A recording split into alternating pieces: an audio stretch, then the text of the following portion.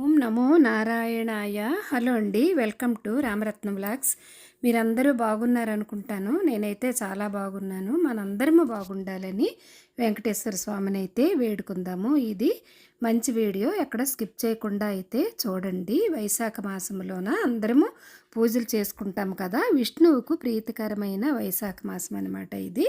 ఈ వైశాఖ మాసంలోన మనము శ్రీమన్నారాయణుని లేదా ఏ పూజలు చేసుకున్నా చాలా విశేషమైన ఫలితము. ఆధ్యాత్మిక సాధనకి అద్భుతమైన మాసాలలో ఈ వైశాఖ మాసం కూడా ఒకటి. అంటే వసంత ఋతువులో రెండవ మాసమైన వైశాఖ మాసము ఆధ్యాత్మికంగా మనకి భగవంతుని అనుగ్రహం పొందడానికి మనకి అన్ని విధాల అనుకూలంగా ఉంటుందని మనకి పురాణాలే పెద్దలైతే తెలియచేస్తున్నారు.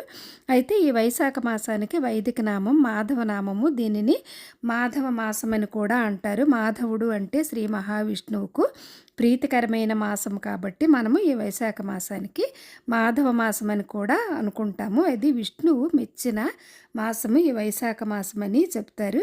వరుసగా ఈ మాసంలో వరుసగా పర్వదినాలు, విశేష పూజా కార్యక్రమాలు అన్నీ ఉంటాయి.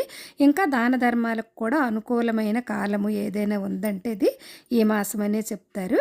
మాధవ మాసంగా పిలిచి ఈ వైశాఖ మాసం అంటే శ్రీ మహావిష్ణువుకు ఎంతో ప్రీతికరము. మనము ఈ మాసంలోన విష్ణువుని పూజించుకుంటే, విష్ణువును లక్ష్మీదేవిని పూజించుకుంటే చాలా చాలా మంచిది.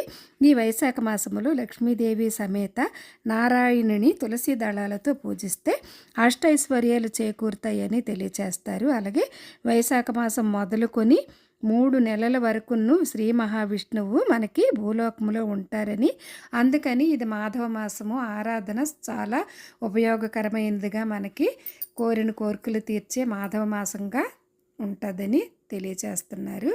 మనము తప్పకుండా ఈ నెలలో వెంకటేశ్వర స్వామికి, లక్ష్మీదేవికి పూజ చేసుకుంటే చాలా చాలా మంచిది. అలాగే ఈ వైశాఖ మాసంలోనే శుద్ధ తదియ రోజున కృతయుగం కూడా ప్రారంభమైందని పురాణాలు తెలియచేస్తున్నాయి. అలాగే ఇదే రోజు మనకు పరశురామ జయంతి కూడా వస్తుంది. అలాగే అక్షయ తృతీయ కూడా ఉంటుంది. నేను అక్షయ తృతీయ వీడియో కూడా పోస్ట్ చేశాను. వీలుంటే మీరు ఒకసారి చూడండి మన ఛానల్లోన. కొంతమంది వైశాఖ మాసంలోన శనివారాలు, ఆదివారాలు, సోమవారాలు అలా పూజలు చేసుకుంటారు. ఎలాగో మామిడి పళ్ళు వస్తాయి కదా, ఈ మామిడి పళ్ళు పూజ అయితే చేస్తారు. అందులో భాగంగా మేమైతే వైశాఖ శనివారం పేరంటాల పూజ, అలాగే వెంకటేశ్వరుని పూజ చేస్తాము. అమ్మవారికి తాంబూలాలు, చీర అన్నీ పెట్టి, అలాగే అన్నము అది మహానైవేద్యం కూడా వండి పెడతాము. వడపప్పు, పానకము, మామిడి పళ్ళు, అలాగే ముత్తైదువులకు తాంబూలాలు కూడా ఇచ్చుకోవడం అయితే జరుగుతుంది. అయితే ఈ వైశాఖ శుద్ధ తదియ అక్షయ తృతీయ ఉంటుంది కదా, అది కూడా మన ఛానల్లో వీడియో ఉంటుంది. తప్పకుండా ఒకసారి అయితే చూడండి. అలాగే వైశాఖ శుద్ధ పంచమి రోజున శంకర జయంతి, రామానుజ జయంతి కూడా మనమైతే వాళ్ళని కూడా పూజ అయితే చేసుకుంటాము.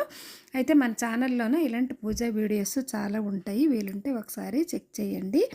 మనకి పద్మావతి పరిణయోత్సవాలు కూడా వైశాఖ శుద్ధ దశమి రోజున ఆకాశరాజు పద్మావతి దేవిని శ్రీనివాసునికి ఇచ్చి కళ్యాణం జరిపించాడని పురాణాలలో తెలియచేశారు. ఈ సందర్భంగా తిరుమలలో 3 రోజుల పాటు పద్మావతి పరిణయోత్సవాలు శాస్త్రోక్తంగా అయితే నిర్వహిస్తారు.